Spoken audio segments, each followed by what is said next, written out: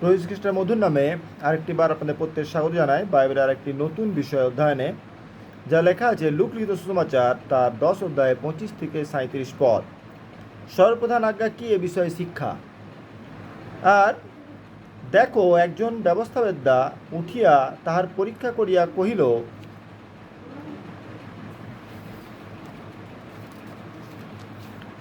হে গুরু, কি করিলে আমি অনন্ত জীবন অধিকারী হইব? তিনি তাহাকে কহিলেন, ব্যবস্থায় কি লেখা আছে, কিরূপ পাঠ করিতেছ? সে উত্তর করিয়া কহিল, তুমি তোমার সমস্ত অন্তঃকরণ, তোমার সমস্ত প্রাণ, তোমার সমস্ত শক্তি ও তোমার সমস্ত চিত্ত দিয়া তোমার ঈশ্বর সদাপ্রভুকে প্রেম করিবে এবং তোমার প্রতিবেশীকে আপনার মতো প্রেম করিবে। তিনি তাহাকে কহিলেন, যথার্থ উত্তর করিলে তাহাই করো, তাহাতে জীবন পাইবে। কিন্তু সে আপনাকে নির্দেশ দেখাইবার ইচ্ছায় যীশুকে বলিল, ভালো, আমার প্রতিবেশী কে? এই কথা লইয়া যীশু বলিলেন, এক ব্যক্তি জেরুজালেম হইতে যুদিওতে নামিয়া যাইতেছিল, এমন সময় দস্যুদলে হস্তে পড়িল। তাহারা তাহার বস্ত্র খুলিয়া লইল এবং তাহাকে আঘাত করিয়া আধমরা ফেলিয়া চলিয়া গেল। ঘটনাক্রমে একজন যাজক সেই পথ দিয়া নামিয়া যাইতেছিল, সে তাহাকে দেখিয়া এক পার্শ্ব দিয়া চলিয়া গেল। এই পরে সেইরূপ একজন লেবীও সেই স্থানে আসিয়া দেখিয়া এক পার্শ্ব দিয়া চলিয়া গেল। কিন্তু একজন সমরীয় সেই পথ দিয়ে যাইতে যাইতে তাহার নিকটে আসিল, আর তাহাকে দেখিয়া করুণাবিষ্ট হইল এবং নিকটে আসিয়া তৈল ও দ্রাক্ষারস দিয়া তাহার ক্ষতস্থান সকল বন্ধন করিল। পরে আপনার পশুর উপরে তাহাকে বসাইয়া পান্থশালায় লইয়া গিয়া তাহার প্রতি যত্ন করিল। পরে দিবসে 2 সিকি বাহির করিয়া পান্থশালা কর্তাকে দিয়া বলিল, এই ব্যক্তির প্রতি যত্ন করিও, অধিক যাহা কিছু ব্যয় হয় আমি যখন ফিরিয়া আইসি তখন পরিশোধ করিব। তোমার কেমন বোধ হয়, এই 3 জনের মধ্যে ওই দস্যুর হস্তে পতিত ব্যক্তির প্রতিবেশী হইয়া উঠিল? সে কহিল, যে ব্যক্তি তাহার প্রতি দয়া করিল সেই। তখন যীশু তাহাকে কহিলেন, যাও আর সেই রূপ করো। খুব সুন্দর এই ছোট্ট ঘটনা, আর এই ঘটনা আমাদের অনেক কিছু শেখায়। খ্রিস্ট যীশু যখন পৃথিবীতে এসেছিলেন, তিনি বিভিন্নভাবে ঈশ্বরের রাজ্যের তিনি প্রচার করছিলেন। আর তিনি 2 ধরনের মিনিস্ট্রি করছেন। এক, স্বর্গরাজ্য কি বা সেখানে বিচার কিভাবে হবে সেই দৃষ্টান্ত তিনি তুলে ধরেছিলেন। আর দ্বিতীয় ছিলেন যে জগতে আমাদের কীরূপ থাকা দরকার। তিনি কোনো কথা তিনি সঠিকভাবে বলেননি, তিনি দৃষ্টান্ত দিয়ে বোঝাতে চেয়েছিলেন যে মানুষ কীভাবে আমরা কাজ করলে যেন আমরা সঠিক পথে পরিচালিত হতে পারি বা স্বর্গরাজ্য অধিকারী হতে পারি। কিন্তু প্রশ্ন হচ্ছে, তিনি কেন সরাসরি কথা বলেননি? কারণ তিনি তার আইডেন্টিটিকে হাইড করতে চেয়েছিলেন। যদি তিনি প্রকৃতপক্ষে বলতেন যে আমি খ্রিস্ট, যার অপেক্ষায় তোমরা আছো, তাহলে তাকে কেউ বিশ্বাস করতো না। 1 নম্বর। 2 নম্বর, হয়তো তিনি মিনিস্ট্রি করতে পারতেন না, খুব জলদি তাকে মারা ষড়যন্ত্র হয়ে যেত। বিভিন্নভাবে ফরিসি, সুদ্দুকুই ব্যবস্থা যারা অধ্যয়ন করতেন, মসজিদ ব্যবস্থা যারা অধ্যাপক ছিলেন, তারা এসে সবসময় খ্রিস্ট যীশুকে এমন কিছু প্রশ্ন করতেন যেটাতে তিনি কোনো ফাঁদে পড়েন আর তার উপরে দোষারোপ করা হয়। তারা জানতেন না যে শাস্ত্র তার রচনা, তিনিই শাস্ত্রকে লিখিয়েছেন। মসিহ যে শাস্ত্র লিখেছেন সেটা তারই বলে দেওয়া। তিনি জানেন যে কখন তাকে কি প্রশ্ন করা হবে, কখন তাকে কি আশ্চর্য কাজ করতে হবে, কখন তিনি কোথায় যাবেন ঈশ্বরের সুসমাচার প্রচার করতে, সবই তিনি জানতেন। তার জন্ম থেকে মৃত্যু পর্যন্ত সমস্ত ভবিষ্যবাণী পুঙ্খানুপুঙ্খানুরূপে যিশয় ভাববাদী, গীত সংহিতা এবং বিভিন্ন ভাববাদী গ্রন্থে উল্লেখ করা আছে। যারা এত বেশি নিজেদেরকে পণ্ডিত বলে মনে করতেন, যারা দেখাতেন যেন শাস্ত্রের জ্ঞান আছে, তারা কিন্তু বুঝতে পারলেন না যে ইনি প্রকৃত খ্রিস্ট, ইনি আমাদের উদ্ধারকর্তা, ইনি ঈশ্বরের পুত্র বা ইনি স্বয়ং ঈশ্বর। আমরা অনেক সময় অনেক কিছু চিন্তা করি যে এটা হলে ভালো হতো বা এটা করলে ভালো হতো, কিন্তু সব কিছু থাকে কি ঈশ্বর কর্তৃক নির্ধারিত। আমার জন্মের আগে ঈশ্বর আমার ভাগ্য লিখে দিয়েছেন যে আমাকে কী কী করতে হবে, কী কী করলে আমি কী কী হতে পারবো। আর ঈশ্বর সেইভাবে আমাকে সব কিছু তিনি প্রোভাইড করছেন। দিন প্রতিদিন তিনি আমাকে একের পর এক জিনিস প্রোভাইড করে যাচ্ছেন। যখন আমার বস্ত্রের প্রয়োজন তিনি দিচ্ছেন, যখন আমার সঙ্গীর প্রয়োজন তিনি আমাকে দিয়েছেন, যখন আমার অর্থের প্রয়োজন তিনি জগিয়েছেন, যখন আমার একটা বাইকের প্রয়োজন ছিল তিনি আমাকে দিয়েছেন। আমাদেরকে বিশ্বাস রাখতে হবে আর কর্তব্য করতে হবে। অনেক সময় আমরা অনেক টাকা পয়সা খরচা করে আমরা বিভিন্ন রকম চ্যারিটেবল প্রোগ্রাম করে থাকি, যেমন হয়তো দরিদ্রদেরকে আমরা বস্ত্রদান করছি বা দরিদ্রদের খাবার খাওয়াচ্ছি, বা আমরা এমন কিছু করছি যেটার জন্য হয়তো আমাদের কিছু পূর্ণ লাভ হবে, কিন্তু আমরা অনেক সময় ভুলে যাই যে আমরা চোখে দেখে কোন জিনিসটাকে ইগনোর করছি। আমার পাশের বাড়িতে কেউ হয়তো দিন পর দিন না খেয়ে আছে, কেউ হয়তো শয্যাশায়ী আছে, যাকে আমি ট্রিটমেন্ট করাচ্ছি না, আর আমি কোনো হসপিটালে গিয়ে আমি লাখ টাকা দান করে দিলাম যে আমি চ্যারিটি করছি, সেই চ্যারিটি কিন্তু ঈশ্বর গ্রহণ করেন না। কারণ প্রকৃত শিক্ষা আমাদের এখানে শিক্ষিত হয়, আমরা কী দেখছি, আমাদের সঙ্গে প্রশ্ন করি প্রতিবেশীকে। আমরা ছোটোবেলায় জানতাম প্রতিবেশী মানে আমার বাড়ির পাশে যে থাকে সেই প্রতিবেশী। আমার বাড়ির চারপাশে যে চারটে বাড়ি আছে সেটা আমার প্রতিবেশী। আর এই ধারণা অনেকেই পোষণ করে রেখেছিল তখনকার দিনে। আর এই যে গুরু, তিনিও জানতেন যে প্রতিবেশী কী বা প্রতিবেশী কাকে বলে, তারপরেও তিনি প্রশ্ন করলেন। কেন করলেন? নিজেকে নির্দোষ দেখানোর জন্য। আজকের দিনে এটা একটা বড় ফ্যাশন হয়েছে, আমরা নিজেদেরকে সব জায়গায় নির্দোষ দেখাতে চাই, সব জায়গায় নিজেকে জ্ঞানী দেখাতে চাই, সব জায়গায় নিজেকে সম্মানীয় দেখাতে চাই, সব জায়গায় দেখাতে চাই যে আমার উপরে ঈশ্বরের অনেক বড় ব্লেসিং আছে, আমি একাই ব্লেসিং হোল্ডার, বাকি সব ব্লেসিংলেস বা কজ হোল্ডার। অনেক সময় খ্রিস্ট যিশুকেও এই ধরনের প্রশ্নের সম্মুখীন হতে হয়েছে। হয়তো আপনি কোনো ভালো কাজ করছেন, আপনি ভালো কাজ করছেন, আপনি ভালো পথে এগোচ্ছেন, আর সেই পথে কিন্তু অনেক সমালোচনা হবে, অনেক বাধার সম্মুখীন হবেন। যখন আপনি দেখবেন অনেক বাধা আসছে কোনো কাজ করতে গিয়ে, জানবেন আপনি সঠিক পথে এগোচ্ছেন। এখানে একটি দৃষ্টান্ত দেখুন, কি সুন্দর দৃষ্টান্ত দিয়েছে বাইবেলে। আজকে কেন খ্রিস্টানদেরকে মানুষ, হয়তো আমাদের অনেক জায়গায় অত্যাচার হচ্ছে, অনেক জায়গায় ভারতবর্ষে আজকে খ্রিস্টানদের উপর অনেক অত্যাচার হচ্ছে, কিন্তু যারা প্রকৃত বাইবেল পড়েছে বা যারা প্রকৃত খ্রিস্টান, তারা কিন্তু জানেন যে সেবা ধর্ম কী। আজকে মাদার টেরেসা একটা লিভিং এক্সাম্পল। যখনকার দিনে কোনো মানুষকে লেপ্রসি পেশেন্টকে ভারতবর্ষে কেউ ছুতো না, তাদেরকে গ্রাম থেকে বের করে দেওয়া, তাদেরকে একটা আলাদা জায়গা দেওয়া হতো, যে জায়গায় তারা সবাই থাকতো সেটা একটা লেপ্রসি গ্রাম বলে পরিচিত হতো। তাদের পুকুর আলাদা ছিল, সেই পুকুর তারাই স্নান করতো, তারা অন্য পুকুরে স্নান করতে হবে না, তারা অন্য পুকুরে জল গ্রহণ করতে পারবেন না। সেই রকম একটা সিচুয়েশনে মাদার টেরেসা তিনি এলেন তাদের সেবা করতে। আর তিনি দেখালেন খ্রিস্ট ধর্মের মূল যে জিস্ট, সেটা হচ্ছে সেবা করা। খ্রিস্ট ধর্ম দুটো জিনিসের উপর নির্ভর করে চলে। আমাদের খ্রিস্ট ধর্মের দুটো পিলার, একটা হচ্ছে সেবা, আর দ্বিতীয় হচ্ছে ক্ষমা, আর তৃতীয় হচ্ছে দান। আমরা যদি সেবা না করতে পারি, প্রথম কথা হচ্ছে আমরা অনেকে বলে মিনিস্ট্রি করছি, আমার এত বড় মিনিস্ট্রি, আমার এত চার্চের মেম্বার, আমার এত কিছু আছে, সব কিছু ঠিক, কিন্তু মিনিস্ট্রি যে আপনি করছেন, আপনি কতজন মানুষের সেবা করেছেন? মিনিস্ট্রি মানে এই নয় যে আমি শুধুমাত্র ঈশ্বরের সেবা করছি বলে আমি ঈশ্বরের বাক্যকে প্রচার করছি আর মানুষের কাছ থেকে শুধু দশমাংশ ডিমান্ড করছি না।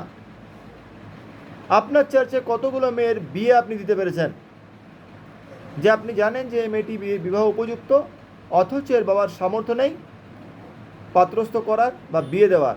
আপনার চার্চ থেকে কতগুলি মেয়েকে ভালোভাবে বিয়ে দেওয়া হয়েছে? দুঃখের বিষয়, আমরা খ্রিস্টানরা এই জায়গায় কিন্তু আমাদের র্যাঙ্কিং 0।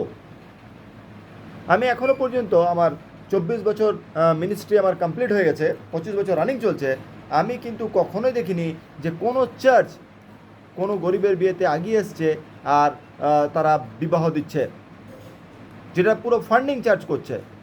মেয়ের ড্রেস আপ থেকে মেয়ের যে ছেলে পরিবারের যে ডিমান্ড, সেটা চার্জ ফুলফিল করছে না, নট এ সিঙ্গেল। আমি দেখিনি, কোনো চার্চ যদি হয়ে থাকে আমি জানি না, কিন্তু দেখিনি। কিন্তু হ্যাঁ, আমি অনেক মন্দির দেখেছি যেখানে কিন্তু এই রিচুয়াল আছে। আমাদের আসানসোলে আছে, বড়বাজার একটি মন্দির আছে, দুর্গা মন্দির, যেখানে কিন্তু আমি দেখেছি প্রতি বছর 11টা মেয়ের তারা বিয়ে দেয়, আর টোটাল বিয়ের কস্ট মন্দির কর্তৃপক্ষ তারা বহন করে। সেবা হচ্ছে এই জিনিস। আজকে চ্যারিটি, খ্রিস্টানরা সবথেকে এগিয়ে আছে চ্যারিটি করার জন্য। আমরা অনেক টাকা মানুষকে দান করে দিই, যার কিন্তু কী জন্য? যারা মানুষ প্রপার এডুকেশন পায়, মানুষ যেন প্রপার ট্রিটমেন্ট পায়, মানুষ যেন ভালোভাবে বাঁচতে পারে, সে যেন নেশামুক্ত জীবনযাপন করতে পারে। কিন্তু খুব কম যে আমাদের দান সেটা সঠিক জায়গা অবধি পৌঁছায়। এই যে মিডল ম্যান আছে মধ্যে কিছু, যারা নিজেকে ট্রাস্টি বলে, যারা বলে চ্যারিটি করছি, তারা কিন্তু অনেক অংশে সে টাকাটা আত্মসাৎ করে নেয়, আর যার জন্য এই দানটা আসে তার অবধি পৌঁছায় না। আজকে বাইবেল শেখাচ্ছে আমাদেরকে যে এইখানে দেখুন যে দুটো ক্যারেক্টারের কথা বলা হচ্ছে,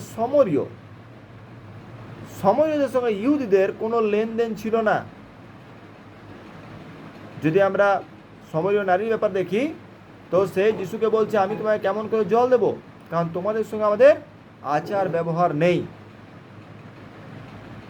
হতেই পারে যে আপনি যেখানে বাস করছেন আপনার প্রতিবেশীর সঙ্গে আপনার কিছু না কিছু বিষয়ে ডিসপুট আছে, আমার সাথেও আছে। আমি যেখানে আছি বর্তমানে বাস করি, সেখানে আমার প্রতিবেশীর সঙ্গে আমার ডিসপুট আছে, আমাদের জমি বিবাদ চলছে, আমাদের কেস চলছে। কিন্তু যখন ওর পরিবারে কোনো বিপদ হয়, আমি সব থেকে প্রথমে যাই। আমার পরিবারে যখন কিছু হয় ও আসে। এটা হচ্ছে একটি প্রতিবেশীর সম্পূর্ণ পরিচয়। হয়তো সুখে আমরা একে দুজনে ওঠানে আমরা যাওয়া আসা করি না, কিন্তু বিপদে আমাদেরকে ডাকতে হয় না, আমরা সব থেকে প্রথমে পৌঁছে যাই যে না, আজকে তার বিপদ হয়েছে, আমাকে যাওয়ার প্রয়োজন আছে। এটা বাইবেল শেখায়।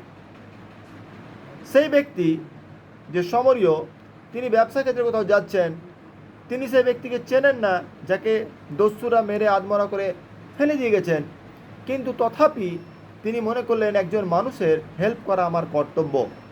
As a human being it's my duty to help other people. দেখুন, মানুষ জন্ম হচ্ছে শ্রেষ্ঠ জন্ম, আমরা সবাই জানি, আমরা সবাই বিশ্বাস করি যে মানুষ জন্ম শ্রেষ্ঠ জন্ম।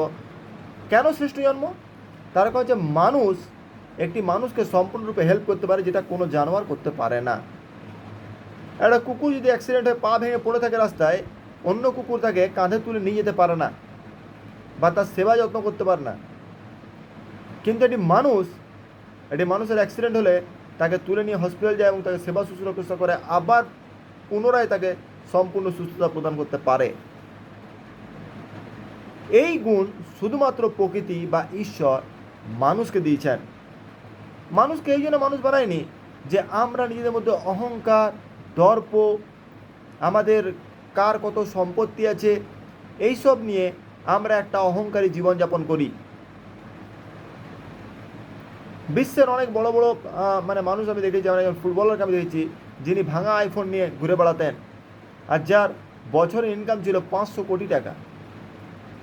আর যখন তাকে জিজ্ঞেস করা হয়েছে যে আপনি ভাঙা আইফোন নিয়ে কেন ঘুরে বেড়ান, তো বলছে আমি ছোটোবেলায় আমি খেতে পেতাম না, আমার কাছে কোনো বুট ছিল না, আমি ফুটবল প্র্যাকটিস করার জন্য আমার কাছে পর্যাপ্ত জিনিস ছিল না, আমি খুব স্ট্রাগল করে এই জায়গাটায় পৌঁছেছি। আমি আমার অর্থের 90% ডোনেট করি যে সমস্ত বাচ্চাদের মধ্যে প্রতিভা আছে, তারা যেন এই প্রবলেম ফেস না করে যেটা আমি ছোটোবেলায় করেছি। বলছে আমি চাইলে অনার্সে একটা হেলিকপ্টার কিনতে পারি, একটা প্রাইভেট জেট কিনতে পারি, আমি যদি আজকে কোনো আইফোনের যদি একটা বিজ্ঞাপন করে দিই তো আমার ঘরে আইফোনের লাইন লেগে যাবে। কিন্তু আমি এই ভাঙা আইফোন নিয়ে এটা দেখাতে চাই যে আমার যে কাজ সেটা চলে যাচ্ছে, দ্যাটস এনাফ। লাক্সারিয়াস লাইফ নয়, আমার ভালো আইফোন থাকলেও সেই ফোন করবে, আর খারাপ আইফোন থাকলেও সেই ফোন করবে। আমার কাছে ফোন আসাটা ইম্পর্টেন্ট, ফোন করাটা ইম্পর্টেন্ট, ভাঙা বা গোটা জিনিসটা ইম্পর্টেন্ট নয়। কত বড় একটা উদাহরণ আজকে বাস্তবে আমরা দেখতে পাচ্ছি। আজকে ভারতের রতন টাটাকে আমরা দেখি, যিনি এত কোটি টাকা মালিক হয়েও কতটা সিম্পল লাইফ লিড করছেন, তিনি দান করছেন, তিনি চ্যারিটি করছেন। যদি আমরা দেখি আজকে আমাদের নানা পাটেকরকে, একজন বলিউডের নামি দামি অ্যাক্টর, খুব সাধারণ একটা জীবনযাপন করেন। রজনীকান্তের ব্যাপারে দেখুন, তিনি কত মিলিয়ন তার ফলোয়ার্স, একদম সাধারণ জীবনযাপন করেন। আমাদের মোটো হওয়া উচিত সিম্পল লিভিং, হাই থিঙ্কিং। আপনার যদি কিছু আছে, আপনি দান করার সামর্থ্য থাকবে, দান করুন, তবে অপাত্রে নয়। যখন আপনি দেখছেন যে আমার পাড়ার কোনো মেয়ে, সে পরীক্ষা দিতে পারছে না, শুধুমাত্র তার বাবা তাকে ফিস দিতে পারছে না, আপনি কি হেল্প করুন, আপনি প্রকৃত প্রতিবেশী। আপনি দেখছেন বড়দিনে আমার বাড়িতে সব বাচ্চার জামা কাপড় হয়েছে, 1টা থেকে 2টো হয়ে গেছে, কিন্তু পাশের বাড়ির বাচ্চাটা, তার বাবার হয়তো এই সময় আর্থিক অবস্থা খুব খারাপ, সে একটাও জামা কাপড় কিনতে পারেনি, আপনি কি তাকে কিনে দিন, হেল্প করুন। এটা হচ্ছে প্রকৃত প্রতিবেশীর একটা পরিচয়। আপনি যদি দেখছেন যে বড়দিনের দিন আমার বাড়িতে সমস্ত রকম রান্না হয়েছে, কিন্তু পাশের বাড়িতে আজকে চুলা জ্বলেনি, কারণ তাদের অর্থের অভাব, তাদেরকে ডেকে এনে প্রথমে ভোজন করান, এটা হচ্ছে প্রকৃত প্রতিবেশীর পরিচয়। আর ইট ইজ দ্য ট্রু খ্রিশ্চানিটি। খ্রিস্ট যিশু তিনি বলেননি যে আপনি সারাদিনে 40 বার, 50 বার, 100 বার হালেলুয়া প্রেজ দ্য লর্ড চিৎকার করলে আপনি পরিত্রাণ পেয়ে যাবেন। বা বাইবেলে কথা শেখায় না। খ্রিস্টানদের জীবনে থাকতে হবে সেবা, ক্ষমা, দান। এই তিনটি জিনিস যদি আপনার মধ্যে না থাকে, আপনার মিনিস্ট্রি যত বড়ই হোক, আপনার কাছে বাইবেলে যত বড়ই ডিগ্রি থাক, আপনি যত বড়ই চার্চে পাস্টরত্ব করুন, হোল থিং ইজ জিরো। একজন সমরী আমাদেরকে শিক্ষা দিয়ে যাচ্ছে, যেটা সবথেকে বড় বিষয়, যে ইহুদি নয়, যে মসির ব্যবস্থা জানে না, যে হয়তো তকছেদ করেনি, সেই মানুষ আজকে আমাদের একটি শিক্ষা দিয়ে যাচ্ছে। আমাদের কাছে লজ্জার বিষয়। অনেক সময় আমরা দেখি যে আমরা প্রকৃত খ্রিস্টান হয়েও আমরা রোজ প্রত্যেক রবিবার চার্চে গিয়ে বাইবেল পড়ে রোজ প্রার্থনা করো, আমরা এমন কিছু করতে পারি না যেটা একটা নন খ্রিস্টান খুব ইজিলি করে দেয়। এই জিনিসটা হচ্ছে ইম্পর্টেন্ট, যে আজকে আমি খ্রিস্টান হয়ে জগৎকে কি দিয়ে গেলাম। কারণ আমরা প্রত্যেকেই এই পৃথিবীতে ক্ষণস্থায়ী, আমরা কেউ চিরস্থায়ী নয়। We are not permanent. এক না একদিন আমাদের এই দেহকে ত্যাগ করে আমাদেরকে পিতার ঘরে ফিরে যেতে হবে, সে আপনি যে ধর্ম থেকে বিলং করুন, এটাই রিয়েলিটি। আর এটা যদি রিয়েলিটি হয়, তাহলে আমাকে এইভাবে চলতে হবে যে যেদিন আমি পিতার ঘরে ফিরে যাব, সেদিন আমি সম্মুখে হয়ে তার সঙ্গে কি কথা বলবো, আমি তাকে কি বলতে পারি, যে আমি আমার জীবনে যে জীবন তুমি আমাকে দিলে, সে 40 বছর হোক, 50 বছর হোক, 60 বছর হোক, 70 বছর হোক, আমি তোমাকে তার বিনিময়ে কি দিয়েছি। আমি কতজন মানুষকে আমার আচার ব্যবহারে, আমার কর্ম দ্বারা তোমার নামকে গৌরবান্বিত করতে পেরেছি। অনেকে হয়তো ভাবে যে খ্রিস্টান আমি হয়ে জন্মেছি, আমি প্রার্থনা করতে পারছি না, আমার মতো বাজে খ্রিস্টান হয় না। আমি কোনোদিন বাইবেল পড়িনি, আমার বাজে খ্রিস্টান হয় না। আমি কোনোদিন চার্চে যাইনি, আমার মতো বাজে খ্রিস্টান হয় না। অনেক মানুষ এগুলো পায় না, কিন্তু যে সুযোগটা আপনাকে ঈশ্বর দিয়েছে, আপনি যেখানে কর্ম করছেন, আপনার কর্মস্থলে আপনি আপনার 100% দিন। আপনি পাংচুয়াল থাকুন, কেউ টাইমে আসুক না আসুক, আপনি টাইমে পৌঁছান। আপনি আপনার 40 মিনিটস, যদি আপনি টিচার হন, 40 মিনিটস ইচ ক্লাস আপনি পুরোপুরি ইউটিলাইজ করুন। যদি আপনি মনে করছেন যে আপনি একজন ফ্যাক্টরি ওয়ার্কার, 8 ঘন্টা আপনি অনেস্টলি কাজ করুন। আপনার ম্যানেজার, আপনার সুপারভাইজার আপনার দেখছে না দেখছে দেখার দরকার নেই, আপনার ঈশ্বর আপনাকে দেখছে। আপনি যদি অনেস্টলি কাজ করেন, আপনার ঈশ্বর আপনাকে আশীর্বাদ করে গৌরবান্বিত করবে। আপনার চাওয়ার আগে তিনি আপনাকে সব কিছু দিয়ে দেবেন। বাইবেল বলছে, প্রথমে তুমি আমার রাজ্যে আমার ধার্মিকতার বিষয়ে অন্বেষণ করো, তোমার যা কিছু প্রয়োজন আমি নির্ধারযোগ্য তোমাকে দেব। আর এই কথাটি অতি সত্য, এটা বাস্তব, এটা মিথ্যা নয়। আপনি কখনোই ভাববেন না যে ঈশ্বর আমাদের কাছে কোনো মিথ্যা প্রতিশ্রুতি দিয়েছেন। ঈশ্বরের প্রতিটি বাক্য হচ্ছে চিরসত্য। তিনি যা প্রমিস করেছেন, তিনি তার প্রমিস রাখতে জানেন। তিনি কোনো মানুষ নয় যে তিনি আজকে প্রমিস করলেন কালকে ভুলে যান না। তিনি ঈশ্বর, সর্বসামর্থ্য ঈশ্বর। তার প্রমিস কখনোই বৃথা হয় না। হয়তো আপনি সে সুযোগটা পাননি। আমি যখন প্রথম ঈশ্বর আমাকে ব্যবহার করেন, আমি সুযোগ পেয়েছি প্রথম বছর খুব বেশি। তারপরে বছর থেকে যেন মণ্ডলী আমাকে ব্যান্ড করে দেওয়ার চেষ্টা করছে, যে এই ছেলেটি যদি আজকে চলে আসে, এই এত ভালো বলতে পারছে, একে ঈশ্বর এত বুদ্ধি জ্ঞান দিয়েছে, তাহলে আমরা প্রাচীনরা, আমরা সবাই নজর থেকে নিচে নেমে যাব, আমাদের সেই সম্মান, সেই পজিশন থাকবে না। বিভিন্ন ধরনের পলিটিক্স আমি হ্যান্ডেল করেছি, কিন্তু কখনো আমি ঈশ্বরকে ছেড়ে দিইনি। আমার ইচ্ছা ছিল যে আমি বাইবেলটাকে ভালো করে জানবো, আরও ডিপলি জানবো। আর ঈশ্বরকে প্রার্থনা করেছি, বিভিন্ন বই স্টাডি করেছি, আমি বিডি করেছি। তারপরে কিন্তু আমি ঈশ্বরকে ছেড়ে দিইনি। আমি ভেবেছিলাম কোনো চার্চে আমি পার্মানেন্টলি একটা পাস্টর হয়ে থাকবো, আর সেখানে আমি ঈশ্বরের মেসদেরকে আমি প্রতিপালন করব। কিন্তু ঈশ্বর আমাকে সে সুযোগ দেননি। কিন্তু আমি হার মেনে যাইনি। আমি অনলাইন মিনিস্ট্রি শুরু করেছি, আর 4 বছর আমার হয়েছে অনলাইন মিনিস্ট্রি। 2000 সালে যখন লকডাউন হয়, 2020-তে, তখন থেকে আমি অনলাইন মিনিস্ট্রি করছি। প্রচুর রেসপন্স পেয়েছি, প্রচুর ভালোবাসা পেয়েছি, প্রচুর নেম ফেম পেয়েছি। আজকে অনেক মানুষ জানে যে আমি একজন পাস্টার, আমি একজন ব্রাদার, আমি একজন খ্রিস্ট বিশ্বাসী, আমি একজন খ্রিস্টের দাস। এটাই আমার অ্যাচিভমেন্ট। আর আমি কোথাও যাচ্ছি ট্রেনে, কেউ উঠে যাচ্ছে, ব্রাদার আপনি বসুন, হয়তো আমার কাছে আমার পরনে ভালো পোশাক নেই, একটা ছেঁড়া ব্যাগ নিয়ে আমি ক্যারি করছি, আর তিনি বলছেন brother please sit in this place. কত বড় প্রাপ্য যে আজকে ঈশ্বর আমাকে সম্মান দিয়েছে। অনেকে বলে যে যে দিকতা হয় ও বিকতা হয়, ভালো ড্রেস কোড না থাকলে মানুষ সম্মান পায় না। সম্মান মানুষ পায় তার কর্মের জোরে, তার বস্ত্রের জোরে নয়। একজন স্মাগলার সে কোটি টাকা পড়ে ড্রেস পরে যদি যায় কোনো বিয়ে বাড়িতে, তাকে দেখে কেউ কিন্তু জায়গা ছেড়ে দেবে না।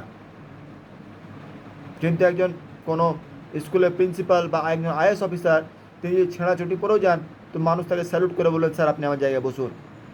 তার কর্ম তার পরিচয়। অর্থ সব নয়। অনেকে অর্থের পিছনে দৌড়াচ্ছেন, বলছে রবিবারে চার্চে গিয়ে কী হবে পাস্টার, সেই টাইমে যদি আমি দুটো কাজ করি তো আমার পয়সা আসবে। একটা জিনিস জেনে রাখবেন, সব যুক্তি ঠিক, কিন্তু যে নিঃশ্বাস নেওয়ার যে ক্যাপাসিটি না, সেটা ঈশ্বরের হাতে। এইটি যদি বন্ধ তিনি করে দেন, কোনো কিছুই কোনো কাজে দেবে না। আপনার বাড়িতে এসি লাগিয়েছেন, খুব গরম, ইলেকট্রিসিটি কাট হয়ে গেল, কী হবে? এসি ফাংশন করবে না, আপনার গরম সহ্য করতে হবে। Just like that we are human beings. আমাদের জীবনে আমরা অনেক কিছু করতে পারি, কিন্তু আমরা ঈশ্বরকে বাদ দিয়ে কিছুই করতে পারি না। আমাদেরকে প্রকৃত প্রতিবেশী হতে হবে, যে অন্যের বিপদ দেখলে নিজের কাজ ভুলে গিয়ে তার সেবা করবে। এই ব্যক্তি তিনি হয়তো যাচ্ছিলেন, তিনি একটা কোনো ইম্পর্টেন্ট কাজে যাচ্ছিলেন, তিনি ব্যবসা সূত্রে কোথাও বাইরে যাচ্ছিলেন, কিন্তু তিনি যখন কাউকে বিপদগ্রস্ত দেখলেন, তিনি সব ভুলে গিয়ে প্রথমে তার সেবা করলেন। It is the true believers, it is the example of true Christianity. আপনি যখন দেখছেন আজকে আমার 8টার সময় চার্চ আছে, আপনি সব কিছু ভুলে গিয়ে আপনাকে ঈশ্বরের কাছে গিয়ে নত মস্তক হতে হবে যে প্রভু আজকে তোমার অনুগ্রহে তুমি সুস্থ সবল রেখেছো, আমাকে একটা নতুন দিন, নতুন সপ্তাহ আমার জীবনে যোগ করেছো। বিগত সপ্তাহে তুমি আমাকে সুন্দরভাবে সুস্থ সবল রেখেছো, আমার সমস্ত দায়িত্ব ভার তুমি নিজে গ্রহণ করেছো, তাই তোমাকে কৃতজ্ঞতা ধন্যবাদ দিই। ঈশ্বর আপনার কাছে কিচ্ছু চায় না, শুধুমাত্র চায় একটা কৃতজ্ঞতা হৃদয় আর ধন্যবাদ। আর এই দুটো জিনিস যদি আপনি না দিতে পারেন, আপনি কখনোই প্রকৃত বিশ্বাসী হতে পারবেন না। আপনি যতই দান করুন, আপনি যতই 10 আজ্ঞা পালন করুন, আপনি চার্জ একটা নয় 10টা চার্জ বানিয়ে দিন, কিন্তু পরিত্রাণ থেকে আপনি অনেক দূরে, যেহেতু আপনি প্রকৃত প্রতিবেশী হতে পারেননি। প্রকৃত বাইবেল শিক্ষা দেয় যে দাহ্য জিনিসকে আমরা দেখছি, দৃশ্য বস্তু, তাকে যদি আমি সম্মান না দিতে পারি, অর্থাৎ আমার পিতামাতাকে যদি সম্মান না করতে পারি, যে ঈশ্বরকে আমি দেখিনি, তার আমি কী করে সেবা করবো, তাকে আমি কী করে সম্মান করব। তাই প্রিয় মণ্ডলী, আজ দুঃখের বিষয়, যখন মা বাবা বৃদ্ধ হয়ে যায়, অনেকেই আমরা কী করি, তাদেরকে বৃদ্ধাশ্রমে ঠেলে দিচ্ছি। তাদের কি প্রয়োজন আমরা দেখার চেষ্টা করি না, তাদের সঙ্গে কথা বলার সময় আমাদের নেই। আর আমরা বলি আমরা ঈশ্বর ভক্ত, আমরা ঈশ্বরে বিশ্বাস করি, আমরা ট্রু বিলিভার্স। বন্ধ করুন। ঈশ্বর আপনাকে তখনই ভালোবাসবে যখন আপনি তার দেওয়া আজ্ঞাকে আপনি পালন করবেন। পিতামাতাকে সমদর করিও, এমনি এমনি ঈশ্বর আমাদেরকে আজ্ঞাটা দেননি। সমদর করা মানে এই নয় যে শুধুমাত্র আমি আমার বাবাকে ডাক্তার দেখিয়ে ছেড়ে দিলাম, সারা মাস বাবার খোঁজ নিলাম না। প্রত্যেক দিন বাবাকে সময় দিন। আজ আপনারা লাকি যাদের কাছে বাবা আছে, যাদের বাবা নেই তারা জানে যে বাবা হারানোর দুঃখটা কী। তাই যতদিন বাবা আছে বাবাকে সম্মান দিন, আর বাবাকে সময় দিন, যেন তিনি কোনো দিন এটা না মনে করেন যে আমার সন্তানের জন্য আমি কত স্যাক্রিফাইস করেছি, আর সেই সন্তানের আমার জন্য সময় নেই। প্রকৃত প্রতিবেশী হতে গেলে আপনাকে সবথেকে প্রথমে নিজের মধ্যে মনুষ্যত্বকে নিয়ে আসতে হবে। আজকে যদি আপনার মধ্যে মনুষ্যত্ব না থাকে, তাহলে আপনি কখনোই আপনি মানুষ হওয়ারই যোগ্য নন, আর যে মানুষ নয় সে কোনো কাজেরই যোগ্য নয়। যারা যারা এই অসুস্থ আদমরা ব্যক্তিকে দেখে যারা নেগলেক্ট করে চলে গেছে, তারা কিন্তু মানুষের পর্যায়ে পড়ে না, কারণ তাদের ঈশ্বর সে ক্ষমতা দিয়েছে যে একজন বিপদগ্রস্ত মানুষের আপনি হেল্প করতে পারেন, কিন্তু তারা করেনি। আপনি এই সুযোগকে কখনোই অবহেলা করবেন না। আপনাকে যদি কোনো মানুষ আপনি দেখেন যে সে রাস্তায় কোনো কারণে তার দুর্ঘটনা ঘটে গেছে, তার বাইক পাংচার হয়ে গেছে বা সে পড়ে গেছে, সে রক্তাক্ত আছে, যত আপনার সামর্থ্য আছে আপনি তার হেল্প করুন। কিছু না হলে আমাদের কাছে একটা মোবাইল ফোন সবাই আমরা ক্যারি করি, অন্তত 100-তে কল করে পুলিশকে ইনফর্ম করুন, 102-তে ইনফর্ম করে অ্যাম্বুলেন্সকে ডাকুন, সে মানুষটিকে হসপিটালে পৌঁছান। তারপরে তার যদি সে যদি কনসাস থাকে, তার পরিবারের কারোর নম্বর নিয়ে তাকে কন্ট্যাক্ট করুন যে এরকম একটা ঘটনা ঘটেছে, আপনি এই জায়গায় আসুন। এটা হচ্ছে একটা প্রকৃত মানুষের কাজ। এই কাজকে কখনোই উপেক্ষা করবেন না, আপনি যে ধর্মেই বিশ্বাস করুন। আমাদের কাজ হচ্ছে অন্যের হেল্প করা, আমরা যেন এটা ভুলে না যাই। আমরা যেন সর্বদা যদি কারোর সত্যি সাহায্যের প্রয়োজন আছে, তাকে যেন সাহায্য করতে দ্বিধাবোধ না করি। আর যখন কাউকে সাহায্য করবেন তখন আশা করবেন না যে এটা আমি রিটার্ন পাবো। আপনি যদি কোনো মেয়ের বিয়েতে আপনি 10,000 টাকা দান করেছেন, তো ভুলে যান যে আপনি ওই টাকাটা রিটার্ন পাবেন। এই রিটার্ন পাওয়ার আশায় কিন্তু করবেন না। আপনি জানবেন ঈশ্বর আমাকে সামর্থ্য দিয়েছে, আমি করছি, ঈশ্বর আমাকে আরও সামর্থ্য দেবেন, দরকার পড়লে আজকে একজনকে হয়েছে, কালকে আমি 100 জনকে হেল্প করবো। ঈশ্বর আপনাকে 100 গুণ ফিরিয়ে দেবেন। কিন্তু মনুষ্যের কাছ থেকে রিটার্ন আশা করে কখনো কারোর উপকার করবেন না। ঈশ্বর তার বাক্য দ্বারা আমাদের প্রত্যেকে আশীর্বাদ প্রদান করুন, আর আমাদের বুঝতে সাহায্য করুন যে আজকে অ্যাজ এ খ্রিস্টান আমাদের কর্তব্য কী করে আমরা প্রকৃত প্রতিবেশী হতে পারি, তার বুদ্ধি জ্ঞান তিনি আমাদেরকে দিন, আর আমরা যেন সেই মতো পরিচালিত হতে পারি, সেভাবে তিনি পবিত্র আত্মা আমাদের সাহায্য প্রদান করুন। ঈশ্বর আপনাদের প্রত্যেককে আশীর্বাদ প্রদান করুন, প্রত্যেকে সুস্থ রাখুন, ভালো রাখুন। আপনার যা কিছু প্রয়োজন, যে নিডস, সেটা ঈশ্বর তার স্বর্গীয় ভাণ্ডার দ্বারা পরিপূর্ণ করুন। আমেন।